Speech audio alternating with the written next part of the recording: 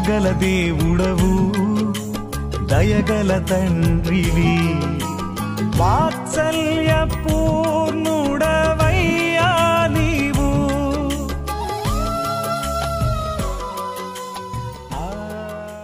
ఈ రోజున అబద్ధ క్రీస్తుని గురించినటువంటి అనేక విషయాలు, అంటే అతను ఎవరు, ఎలా ఉంటాడు, ఏ దేశం నుండి వస్తాడు, అతను ఏం చేస్తాడు, ఆ 7 సంవత్సరాల్లో అతను చేసే కార్యాలు ఏంటి అని కొన్ని విషయాలు బైబిల్ ఏం చెప్తుందో చూద్దాం. ఈ అబద్ధ ప్రవక్త, అబద్ధ క్రీస్తు, క్రూర మృగము, దేవాలయం ఎప్పుడు కట్టబడుతుంది, ఈ విషయాల మీద అన్నిటికంటే కూడా మనము యేసుక్రీస్తు వారి మీద పరిశుద్ధతను కాపాడుకొని ఎత్తబడటం మీద మనసు పెట్టాలని నేను మీ అందరికీ మనవి చేస్తున్నాను. ప్రకటన గ్రంథం 4వ అధ్యాయంలో సంఘము ఎత్తబడుతుంది. ప్రకటన గ్రంథం 19వ అధ్యాయంలో సంఘము 1000 ఏండ్ల పాలన కోసం దిగొస్తుంది. ప్రకటన గ్రంథం 4వ అధ్యాయానికి, ప్రకటన గ్రంథం 19వ అధ్యాయానికి మధ్యలో ఉన్న సంభవాలన్నీ కూడా శ్రమల కాలములో జరిగేటువంటి సంభవాలు. ఈ బేసిక్ విషయాలు తెలుసుకోవాలని మనవి చేస్తున్నాను. ఈ రోజున అసలు అబద్ధ క్రీస్తు ఎవరు, అతను మనం చూస్తామా లేదా అన్నది పక్కన పెట్టి అతను ఎవరు అన్న విషయాన్ని చూస్తే, దానియేలు గ్రంథము 9వ అధ్యాయము 27వ వచనం, అతడు 1 వారము వరకు అనేకులకు నిబంధన స్థిరపరచును. ఈ అబద్ధ క్రీస్తు ఎవరు అన్న పేరు మనం చెప్పలేము, కానీ అతని యొక్క లక్షణాలు, గుణగణాలు, అతను చేసే పనులు, అతని గురించి బైబిల్ చెప్పిన విషయాలు ధ్యానం చేస్తాం.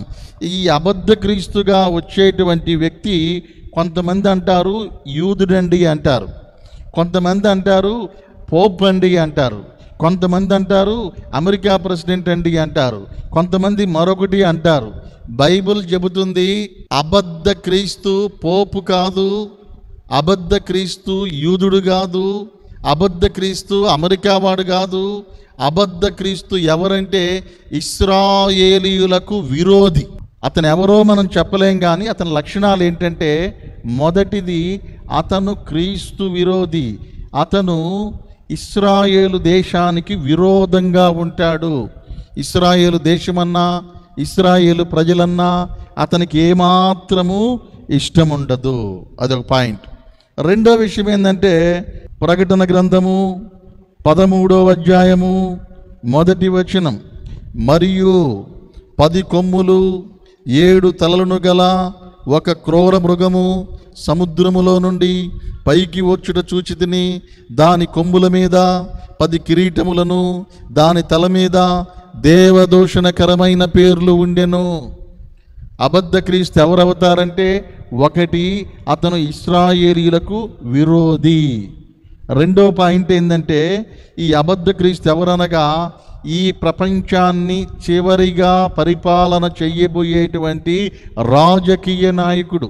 Is a politician. కనుక గుర్తుపెట్టుకోండి, ఈ అబద్ధ క్రీస్తు ఎవరయ్యా అంటే, 1 రాజకీయ నాయకుడు, అందులోనూ ఇశ్రాయేలీయులంటే విరోధ భావము కలిగినటువంటి వాడు. యాంటీ సెమిటిజం అంటారు. యాంటీ సెమిటిజం అంటే అర్థం ఏంటంటే యూద వ్యతిరేకి.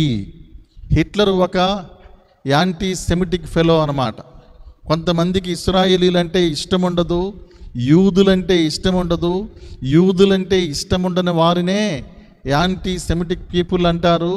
యూద వ్యతిరేకతని యాంటీ సెమిటిజం అంటారు.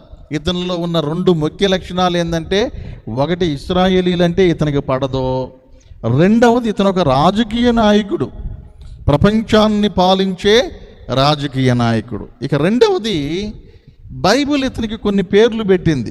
దానియేలు గ్రంథము 7వ అధ్యాయము 8వ వచనం, నేను ఈ కొమ్ములను కనిపెట్టగా 1 చిన్న కొమ్ము వాటి మధ్య లేచెను.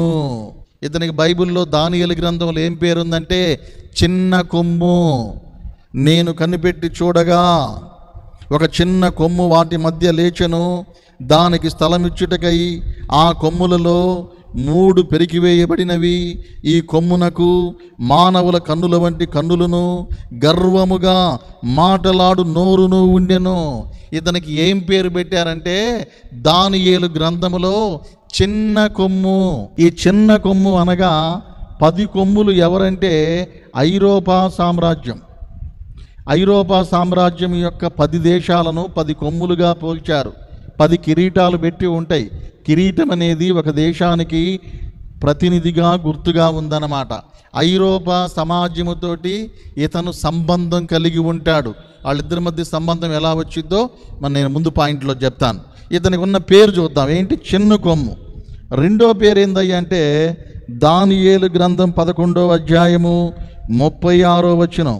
ఆ రాజు ఇష్టానుసారముగా జరిగించి తన్ను తానే హెచ్చించుకొనును, అతిశయపడుచు ప్రతి దేవత మీదను దేవాది దేవుని మీదను గర్వముగా మాట్లాడుచు ఉగ్రత సమాప్తియగు వరకు వృద్ధి పొందుచుండును, అంతటా నిర్ణయించినది జరుగును. ఇతనేం చేస్తాడో తెలుసా? ఈ తన పరిపాలన సాగించేటప్పుడు ఇష్టానుసారంగా చేస్తాడంట. ఇక అతన్ని అడిగేవాడనేవాడు ఉండడండి. నువ్వు ఇలా ఎందుకు చేస్తున్నావు, ఈ జీవో ఎందుకు ఇచ్చావు, ఈ ఆర్డర్ ఎందుకు ఇచ్చావు, ఈ ఆజ్ఞను ఎందుకు ఇచ్చావు, ఈ పని చేస్తున్నావు ఏందని అడిగేవాడు లేకుండా ఇష్టానుసారంగా చేస్తాడంట. దేవుడి మీద కూడా తన్ను తాను హెచ్చించుకొని గర్వంగా మాట్లాడతాడంట. ఇష్టం వచ్చినట్టు నడుస్తూ నేనే దేవుణ్ణి, నాకు ఎదురు లేదు, మీ అందరికీ దిక్కు లేదన్నట్టుగా ఉండిద్ది వాడి వ్యవహారం. కనుక ఇతను ఇష్టానుసారంగా ప్రవర్తించువాడు.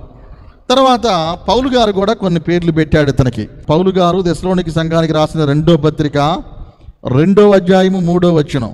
మొదట భ్రష్టత్వము సంభవించి నాశన పాత్రుడగు పాప పురుషుడు బయలుపడితేనే గాని ఆ దినము రాదు.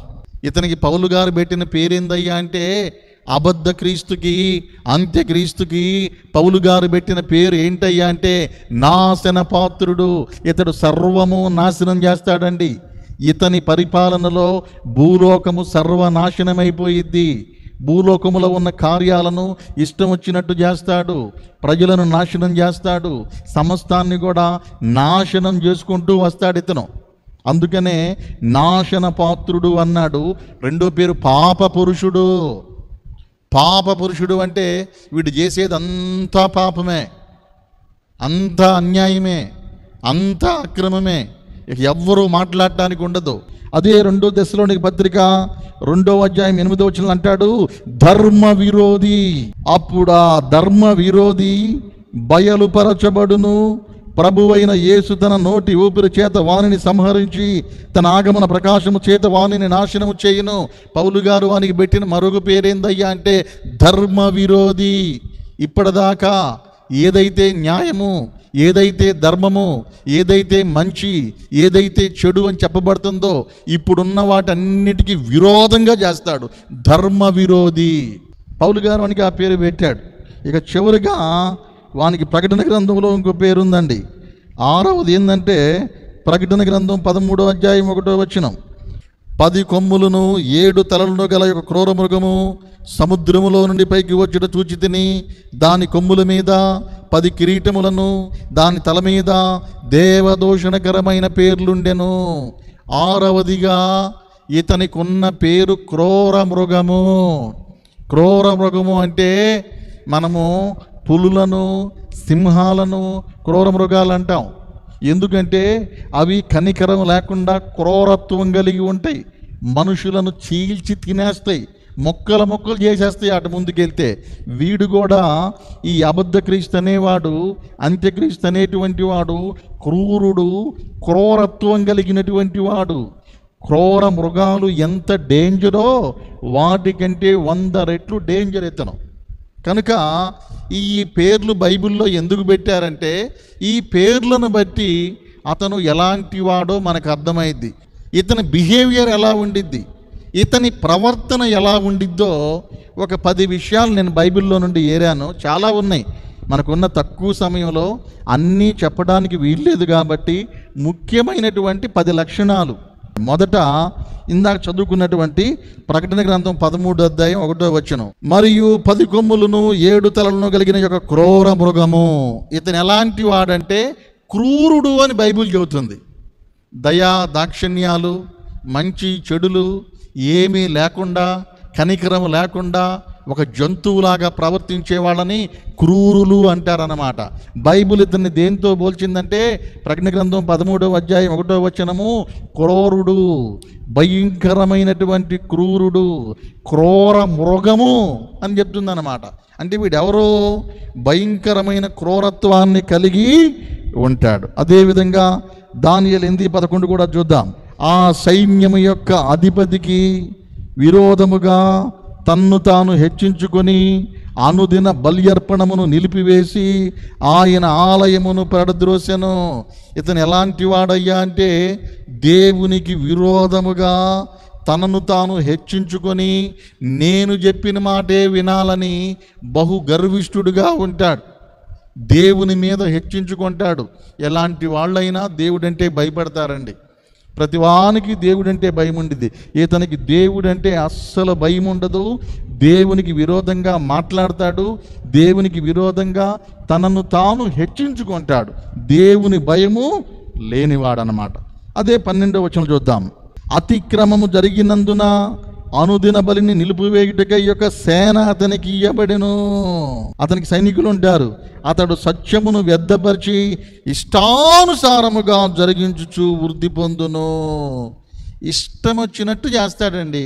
ఇక అడిగేవాడు లేడు. ఇష్టానుసారంగా తన ఇష్టం వచ్చినట్టు తను జరిగిస్తాడు. అలా చేసావేంటయ్యా, ఇలా చేసేవేంటయ్యా అని చెప్పే సలహాదారుడు కూడా ఉండడు. అతనికి ఎదురు తిరిగారా ప్రాణం పోయినట్టే. అతనికి సలహా చెప్పారా ప్రాణం పోయినట్టే. క్రూర మృగం అన్నమాట. క్రూర మృగం దగ్గరికి వెళ్ళి సింహం దగ్గరికి వెళ్ళి షేక్ హ్యాండ్ ఇస్తారా? సింహం దగ్గరికి వెళ్ళి సలహా ఇస్తారా? పులి దగ్గరికి వెళ్ళి సలహా ఇస్తారా? మీద పడి చంపేసిద్ది. వీడు కూడా ఇష్టానుసారంగా జరిగిస్తాడంట.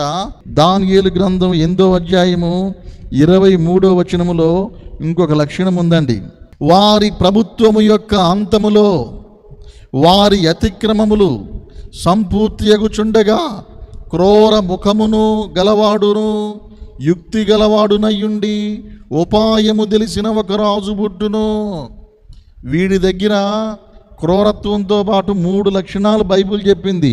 ఒకటేమో క్రూర ముఖం అంట. అసలు ముఖంలోనే క్రూరత్వం ఉండిద్దంట. అందరిలాగా పాండ్స్ పౌడర్ ఫెయిర్ లవ్లీ రాసుకునే ముఖం కాదు. ఆ ముఖము జంతువుల ముఖంలాగా క్రూరంగా ఉండిద్దంట. క్రూర ముఖము గలవాడు యుక్తి గలవాడు. ఒకవేళ క్రూర ముఖం ఉంది, వాడి బంధు వాడికి ఏం తెలివి ఉండిద్ది అనుకుంటారేమో. మహాయుక్తిపరుడంట. ఎంత యుక్తి అంటే ప్రపంచంలో ఎంత మేధావినైనా వాడు బోల్తా కొట్టిస్తాడంట. 3వది ఉపాయము తెలిసిన వాడు. వాడికి చాలా ఐడియాలు ఉంటాయంట. ఎన్నో, ఏ మనిషికి రాని ఐడియా వాడికి వచ్చింది. ఎవరి దగ్గర లేని ఉపాయాలు వాడి దగ్గర ఉంటాయి. ఉపాయము తెలిసినటువంటి అపాయకరమైన వాడు. అతని లక్షణాలు బైబిల్ చెబుతుంది. ఇక ఆ తర్వాత 25వ వచనం చదువుదాం. దానియేలు గ్రంథము 8వ అధ్యాయము 25వ వచనం. మరియు అతడు ఉపాయము కలిగిన వాడై మోసము చేసి తనకు లాభము తెచ్చుకొనును. అతడు అతిశయపడి తన్ను తాను హెచ్చించుకొనును. క్షేమముగానున్న కాలమందు అనేకులను సంహరించును. అతడు రాజాదిరాజుతో యుద్ధము చేయును గాని కడపడ తన బలము దైవాధీనము వలన కొట్టివేయబడును. అర్మగిద్దోను యుద్ధం జరిగిందాకా వీనికి పోటీ ఉండదు, ఎదిరించేవాడు ఉండడు, కొసనించేవాడు ఉండడు. అర్మగిద్దోను యుద్ధంలో దేవుడు దిగి వచ్చి, యేసుక్రీస్తు వారు సంఘాన్ని తీసుకొని దిగివచ్చి వీడి సంగతి తేల్చిందాకా వీడికి భూమి మీద ఎదురే ఉండదండి. ఇక్కడ ఇతను చేసే కొన్ని పనులు ఉన్నాయి.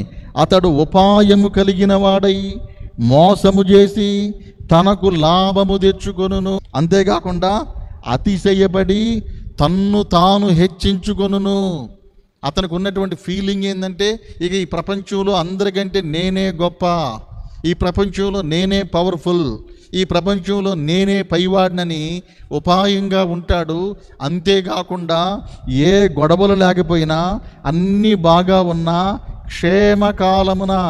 క్షేమకాలమనగా శ్రమల కాలంలో మొదటి 3.5 సంవత్సరాలు వీడు క్రూర ముఖం గల్లావాడే కానీ పైకి శాంతి దూతనంటాడు. పైకి బాగున్నట్టే ఉంటాడు, అందరితో ఫ్రెండ్లీగా ఉన్నట్టే ఉంటాడు, నవ్వుతూ మాట్లాడతాడండి, షేక్ హ్యాండ్ ఇస్తాడండి. ప్రేమ విందులు చేస్తాడండి. అందరికీ భోజనాలు చేసి అందరం బాగుండాలి, మన రాజ్యాల మధ్య యుద్ధాలు వద్దంటాడు. కానీ అంటూనే ఉండి పైకి బాగున్నట్టే ఉండి మొదటి 3.5 సంవత్సరాల్లో అనేక మంది దేశాధినేతలను, అనేక మంది రాజ్యాధినేతలను చంపించి వేస్తాడు. అతని క్యారెక్టర్ అది. ఆ తరువాత దానియేలు గ్రంథం 7వ అధ్యాయం 7వ వచనం, పిమ్మటి రాత్రి యందు నాకు దర్శనము కలిగినప్పుడు నేను చూచుండగా ఘోరమును భయంకరమును అగు 4వ జంతువు ఒకటి కనపడెను. అది తనకి ముందుగా నుండిన ఇతర జంతువులకు భిన్నమైనదై అది మహాబల మహాత్యము గలది. దానికి పెద్ద ఇనుప దంతములను 10 కొమ్ములను ఉండును. అది సమస్తమును భక్షించుచు తుత్తునీలుగా చేయుచు మిగిలిన దానిని కాళ్ళ క్రింద అణగజొక్కుచుండెను. ఎలాగుందంటే ఘోరంగా ఉందంట.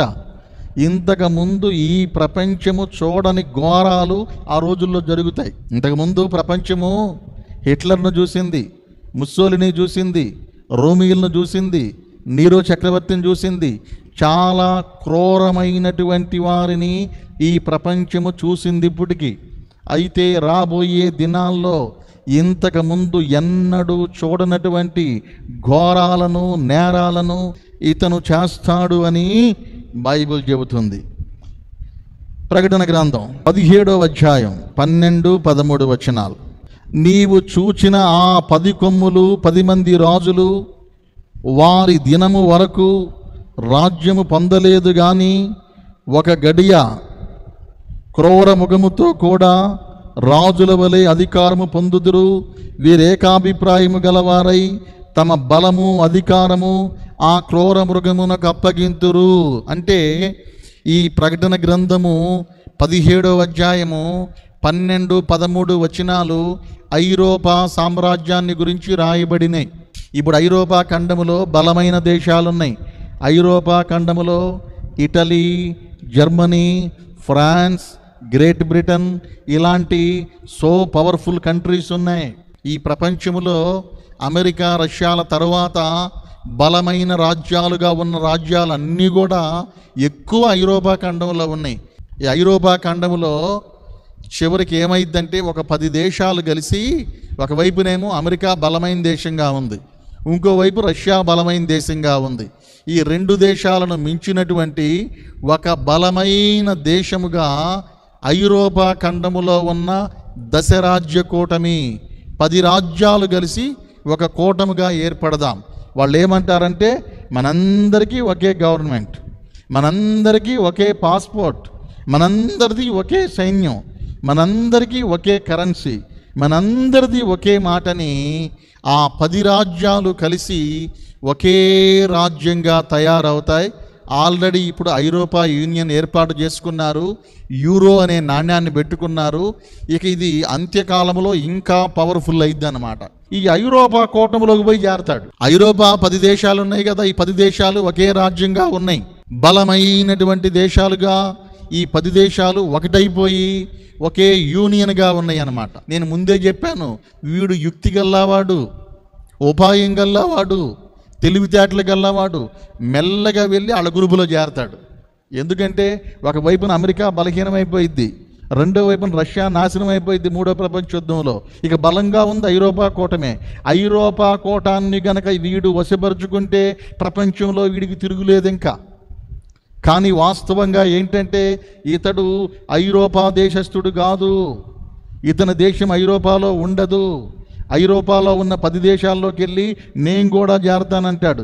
ఐరోపా దేశాల్లో చేరతానంటే ఆ ఐరోపా దేశాల్లో వాళ్ళు ఏమంటారంటే, ఇదిగో నువ్వు ఐరోపా దేశానికి సంబంధించినోడివి కాదు, నువ్వు మా గ్రూపులో వద్దంటారు. మా గ్రూపులో వద్దంటే వీడేం చేస్తాడంటే ఆ 10 దేశాల్లో 7 దేశాల వాళ్ళని ఇడికెళ్ళి తిప్పుకుంటాడు. ఈ 7 దేశాల వాళ్ళు ఏమంటారంటే, వాడిని రానియండి, మన గ్రూపులో చేరతానంటున్నాడు, మనతో ఉంటానంటున్నాడు, వాడు కూడా చేరితే, ఆ దేశం కూడా చేరితే మనకి ఇంకా బలం వచ్చిద్ది, మనకి ఇంకా స్టెబిలిటీ వచ్చిద్ది, మనం ఇంకా పవర్ఫుల్ అవుతామని కొంతమంది అంటారు. కొంతమంది విభేదిస్తారు, అట్ట కుదరదు, ఐరోపా ఖండం అంటే ఐరోపా ఖండమే, ఐరోపా వాళ్ళే ఉండాలి, వేరే వాళ్ళు ఉండకూడదని వాళ్ళల్లో గొడవ వచ్చి ఆడు గనక వస్తే మేము ఉండమని 3 బయటికి వెళ్ళిపోతారు. 10 మందిలో 3 బయటికి వెళ్ళిపోతే 7 ఉంటారు. వీడు వచ్చి ఏం చేస్తాడంటే ఆ 3 బయటికి పంపించి వీడు చేరతాడనమాట. చిన్న కొమ్ము అంటే అదే, చిన్నగా వచ్చి పెద్దగా తయారవుతాడు. ఏగులాగా వచ్చి మేకులాగా అవటం అంటారు చూసారా, అలాంటి సామెత అన్నమాట. ఇక ప్రకటన గ్రంథం 13వ అధ్యాయము 16వ వచనం, కాగా కొద్దివారు కానీ గొప్పవారు కానీ ధనికులు కానీ దరిద్రులు కానీ స్వతంత్రులు కానీ దాసులు కానీ అందరూ తమ కుడి చేతి మీదనైనను తమ నొసటి ఎందైనను ముద్ర వేయించుకున్నట్లు 17వ వచనం కూడా చదువుతున్నాను. ఆ ముద్ర అనగా క్రూర మృగము పేరైనను దాని పేరిట సంఖ్యను గలవాడు తప్ప క్రయ విక్రయాలు చేయుటకు ఎవనికి అధికారం లేకుండానట్లు బలవంతం. అంటే ఏంటంటే చివరి దినాల్లో ప్రపంచం అంతటినీ వీడు స్వాధీనం చేసుకుంటాడు. ప్రపంచంలో బలమైన దేశాలైనటువంటి ఐరోపా దేశాలన్నింటినేమో కలిపేసుకున్నాడు. ఇక ఇటువైపు వచ్చేసరికి వీడిని ఎదిరించేటువంటి ఏకైక బలమైన శక్తి ఇశ్రాయేలీలు. వాళ్ళతోటేమో యుద్ధాలు వద్దని ఒప్పందం చేసుకున్నాడు. ఇక ప్రపంచంలో వీడిని ఎదిరించే వాళ్ళు ఎవరండి? అందరూ వీడి పక్షానే ఉంటారు.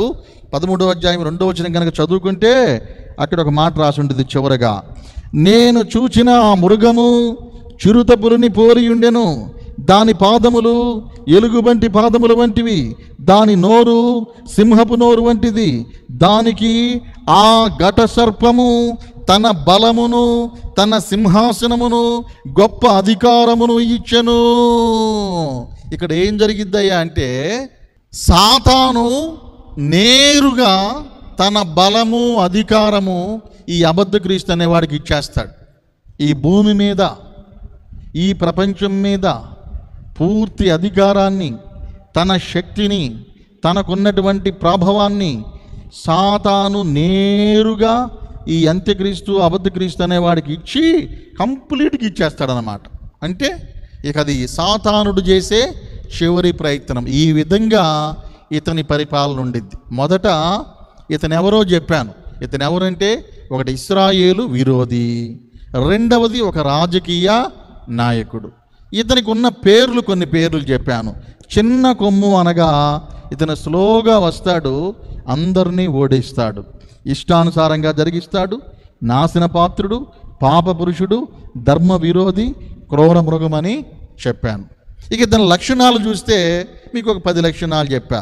ఇతను క్రూరుడు, దేవునికి విరోధంగా మాట్లాడతాడు, ఇష్టానుసారంగా జరిగిస్తాడు, క్రూర ముఖము, యుక్తి ఉపాయం కలిగి ఉంటాడు, అనేకుల్ని చంపేస్తాడు, ఘోరమైన భయంకరమైన కార్యాలు చేస్తాడు, ఇంకా నాశనకరమైన హేయ వస్తువును దేవునికి విరోధంగా నిలుపుతాడు.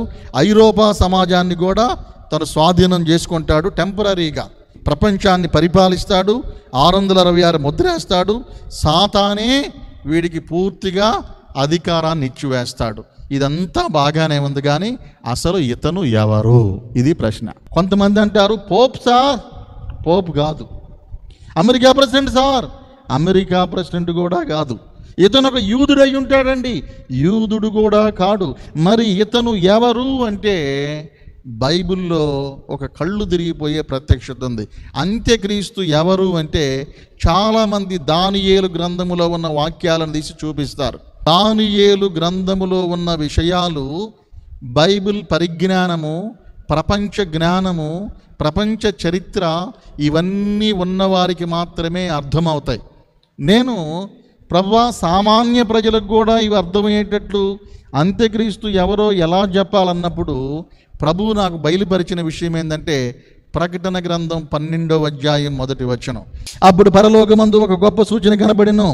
అదేమనగా సూర్యుని ధరించుకుని యొక్క స్త్రీ, ఆమె పాదముల కింద చంద్రుడును, శిరస్సు మీద 12 నక్షత్రముల కిరీటమును ఉండెను. ప్రకటన గ్రంథం 12వ అధ్యాయంలో సూర్యుణ్ణి ధరించుకుని స్త్రీ గురించి రాయబడింది. నేను చెప్తున్నా వినండి. కొంతమంది ఈ స్త్రీ మరియమ్మ గారు అంటున్నారు, కొంతమంది ఈ స్త్రీ సంఘం అంటున్నారు.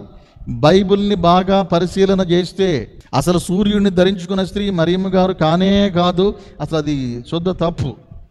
ఇక ఎక్కువ మంది ఏమనుకుంటున్నారంటే సూర్యుడిని ధరించుకున్న స్త్రీ సంఘము అనుకుంటున్నారు. సంఘము కూడా కాదండి, సంఘం అవటానికి వీలేదు. ఎందుకంటే సంఘం 4వ అధ్యాయంలోనే వెళ్ళిపోతే 12వ అధ్యాయంలో ఏడ నుంచి వచ్చింది? 4వ అధ్యాయం తరువాత ప్రకటన గ్రంథములో సంఘం అనే మాట రానే రాదు. అంటే ఏంటి? 4వ అధ్యాయం నుండి 19వ అధ్యాయం మధ్యలో జరిగే సంభవాలు శ్రమల కాలంలో జరుగుతాయి. ఆ శ్రమల కాలంలో భూమి మీద ఇశ్రాయేలు ప్రజలు ఉంటారు, కానీ సంఘం ఎత్తబడి వెళ్ళిపోయింది. సూర్యుడిని ధరించుకున్న స్త్రీ ఎవరు అంటే ఇశ్రాయేలు జాతి, ఇశ్రాయేలీయులు సూర్యుడిని ధరించుకున్న స్త్రీ. నీతి సూర్యుడిగా దేవుడు చెప్పుకున్నాడు. ఇశ్రాయేలీయులు దేవుణ్ణి ధరించుకొని ఉన్నారు. సూర్యుడిని ధరించిన స్త్రీ ఎవరనగా ఇశ్రాయేలీయుల జాతి. ఈ సూర్యుడిని ధరించుకున్న స్త్రీ తల మీద 12 కిరీటాలు ఉన్నాయి. 12 కిరీటాలు ఇశ్రాయేలీయుల 12 గోత్రాలకు గుర్తు. యేసేపు కలలో కూడా 12 కిరీటాలు కనబడినాయి. అందరూ ఇశ్రాయేలీయులు 12 మంది 12 కిరీటాలు పట్టుకుని ఉన్నట్టుగా చూశాడు ఆయన.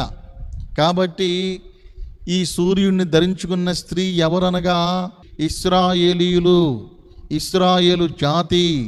వారి తల మీద ఉన్నటువంటి కిరీటం ఏంటంటే 12 ఇశ్రాయేలు గోత్రాలు. సూర్యుడు ఎవరనగా దేవుడు. ఈమె చంద్రుడి మీద నిలబడి ఉందంట.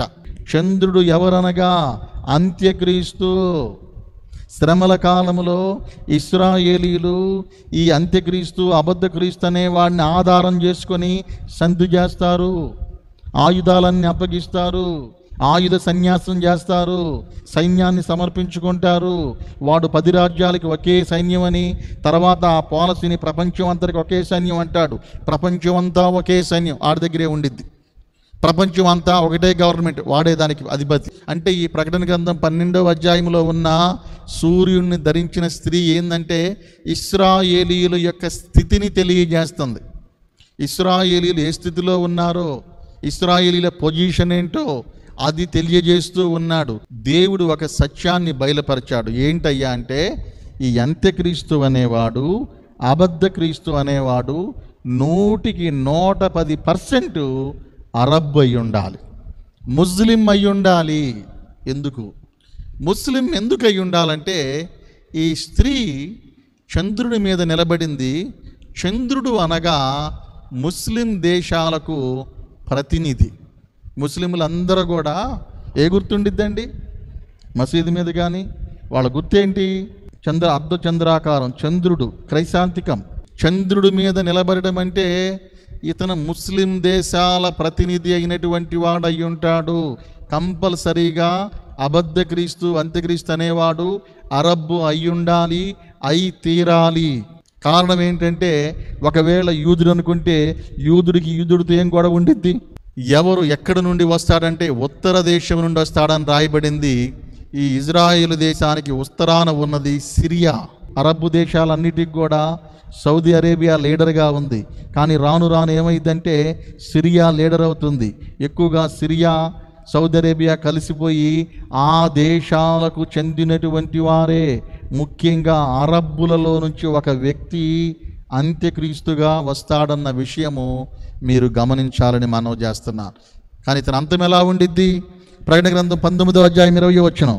అప్పుడా మృగమును దాని ఎదురు సూచక్రియలు చేసి దాని ముద్ర వేయించుకొనిన వారిని, ఆ మృగపు ప్రతిమకు నమస్కరించిన వారిని మోసపరిచిన ఆ అబద్ధ ప్రవక్తయు పట్టబడి వారిద్దరూ గంధకముతో మండు అగ్నిగుండములో పాణంతో వేయబడిరి. యేసుక్రీస్తు వారు సంఘాన్ని వెంటబెట్టుకొని అర్మయుద్ధం యుద్ధంకి వచ్చినప్పుడు ఈ అబద్ధ క్రీస్తుని పట్టుకొని వెంటనే వాడిని ప్రాణముతోటే నరకంలో పడేస్తాడు. ఈ యొక్క అబద్ధ క్రీస్తు అరబ్బై ఉంటాడు. ఇతని అంతం ఎలాగుండిద్దంటే నరకానికి వెళ్ళేటువంటి మొదటి ప్రాణి ఇతనే. కనుక దేవుని బిడ్డలారా, ఈ అబద్ధ క్రీస్తు శ్రమల కాలంలో వస్తాడు. వాని చేతిలో మనం పడకూడదు, వాని పాలనలో మనం ఉండకూడదు, వారు చేసేటువంటి పనులు మనం చూడకూడదు. అంత్యక్రీస్తు పాలన మనము చూడకుందుముగాక. అబద్ధ క్రీస్తు పాలనలో మనము ఉండకుండా యేసయ్య పాలనలో ఉందుముగాక.